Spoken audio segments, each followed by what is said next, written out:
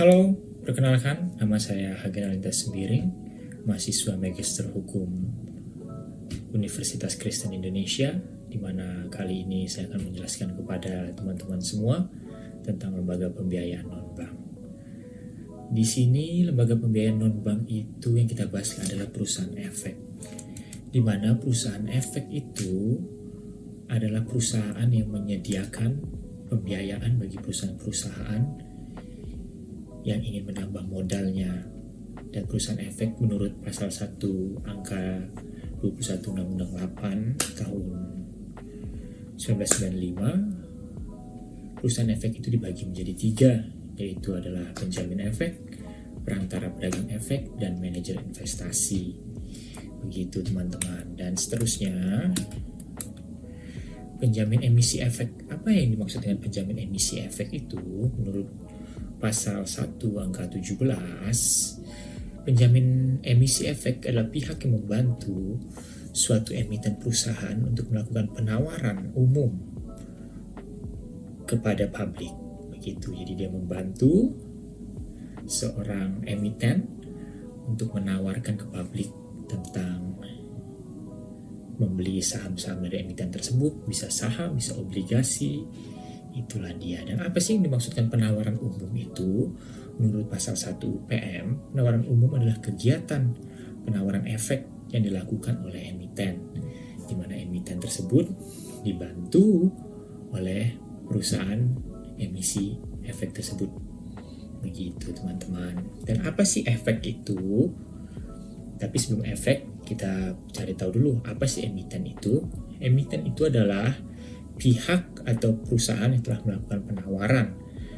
Di sini adalah pasti kalau melakukan penawaran berarti dia sudah melakukan IPO atau dia sudah menjadi perusahaan terbuka. Tetapi bisa tidak sih perusahaan tidak terbuka melakukan mendapatkan dana suntikan dari perusahaan efek? Bisa saja dengan mereka mengeluarkan namanya bond atau melakukan obligasi. Jadi perusahaan yang belum IPO, yang belum TBK, yang belum terbuka tetap bisa mencari modal di efek. Begitu teman-teman, mencari modal di efek. Dan bagaimana sih cara perusahaan untuk menjadi TBK?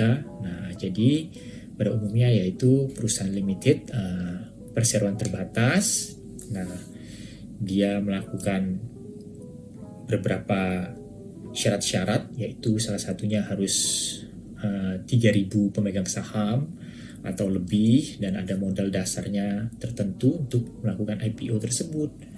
Begitu. Jadi emiten itu adalah perusahaan-perusahaan baik yang sudah TBK maupun belum TBK yang mengeluarkan saham atau obligasi atau bond untuk dipasarkan di efek. Begitu teman-teman. Jadi kesimpulannya, yang bisa melakukan penarikan modal dari pasar efek adalah perusahaan yang sudah TBK maupun yang belum. Begitu.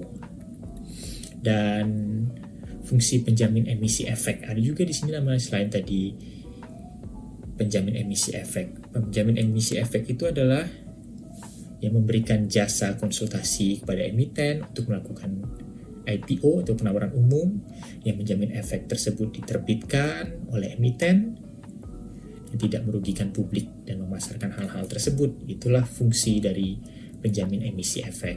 Gitu.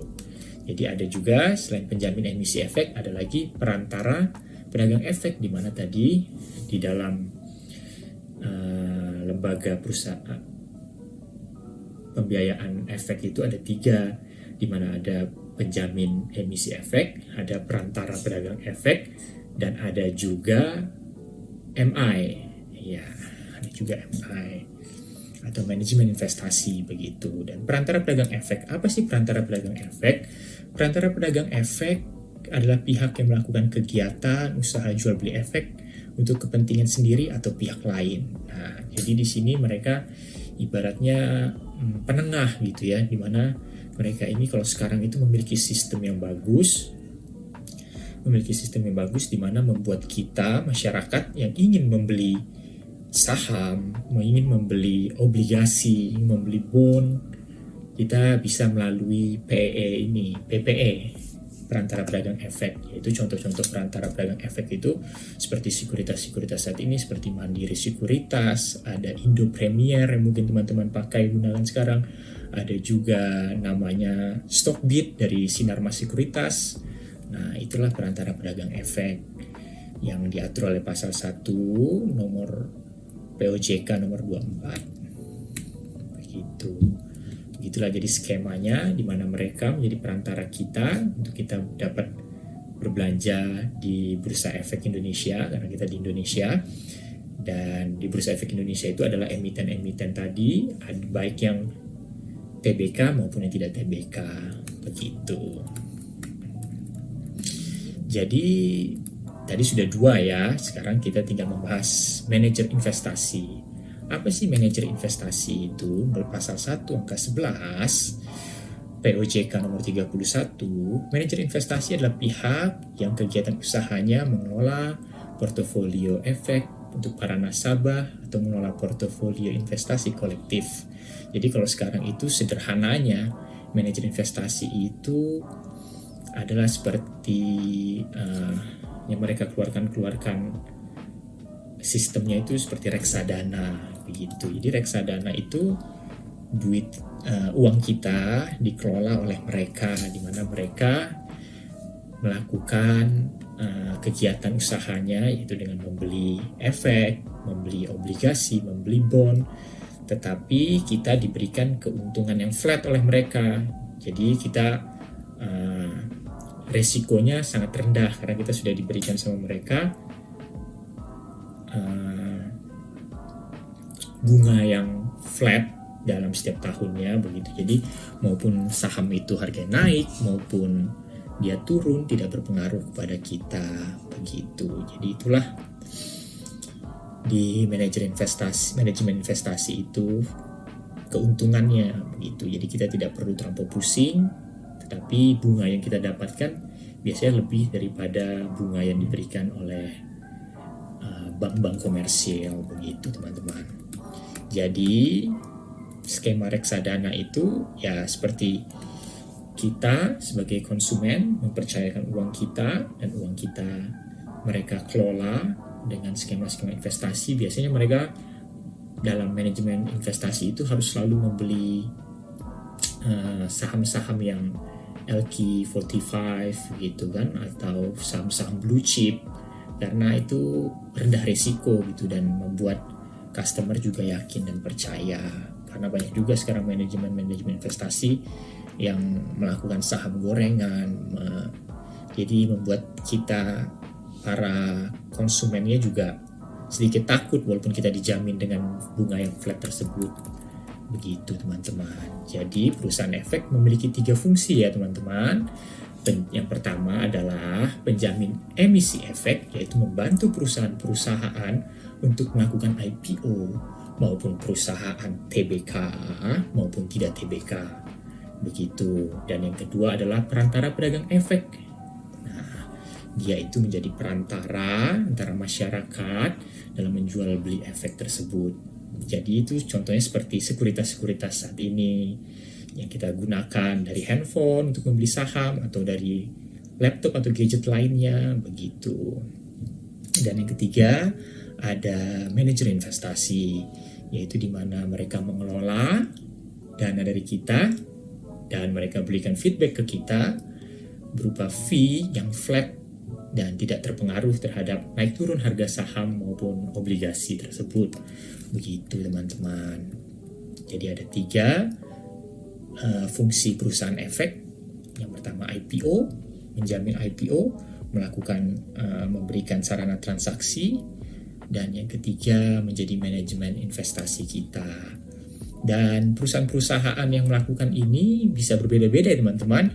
Ada perusahaan yang hanya PEE saja, ada yang PPE, ada juga yang ketiganya, ada juga yang hanya di manajemen investasi saja. Begitu teman-teman. Jadi di sini perusahaan-perusahaan atau kita ingin mendapatkan modal tambahan bukan dari bank atau bukan dari pegadaian, bukan dari yang lain. Kalau kita memiliki perusahaan tersebut baik TBK maupun tidak TBK, kita bisa meminta bantuan dari perusahaan efek, yaitu di PEE, agar mereka menjamin kita agar kita bisa menjual obligasi maupun saham kita di bursa efek. Begitu teman-teman. Dan kalau manajemen investasi itu lebih kepada kita masyarakat umum untuk menginvestasikan uang kita, menjadi compare juga buat kita mau menginvestasikan di bank atau menginvestasikan kepada manajemen investasi. Jadi begitu kiranya teman-teman. Secara singkat saya berikan penjelasan ini. Memang pasti tidak akan memuaskan semua keingintahuan teman-teman, tetapi kiranya ini membantu teman-teman sedikit untuk mengetahui surface-nya dari lembaga pembiayaan non-bank, yaitu perusahaan efek. Terima kasih teman-teman atas perhatiannya. Terima kasih, Tuhan Yesus memberkati. God bless you.